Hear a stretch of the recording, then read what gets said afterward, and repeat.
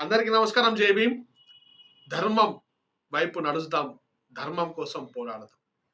ఎల్లుండి అనగా శనివారం 2న సోమాజిగూడ ప్రెస్ క్లబ్లో ఎస్సీ హోదా కేవలం హిందూ మతంలో, సిక్కు మతంలో మరియు బౌద్ధ మతంలో కొనసాగుతున్న ఎస్సీలకే దక్కాలని బాబాసాహెబ్ భీమ్రావ్ అంబేద్కర్ గారు ఆనాడు రాజ్యాంగంలో పొందుపరిచారు. మొన్న సుప్రీంకోర్టు కూడా దాన్ని బేస్ చేసుకొని ఒక తీర్పు ఇచ్చింది.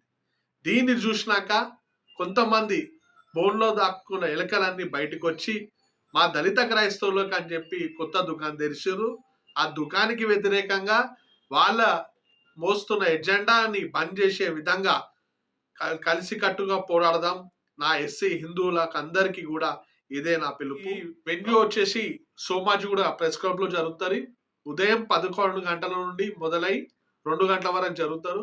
కావున ఎస్సీ హిందువుల కోసం పోరాడే ఎస్సీ హిందూ నాయకులు మరియు మేధావులు తప్పకుండా మీరు విచ్చేసి మీ యొక్క అమూల్యమైన సందేశాన్ని ఇస్తారని చెప్పి మనసారా కోరుతూ జై భీమ్, భారత్ మాతాకి జై.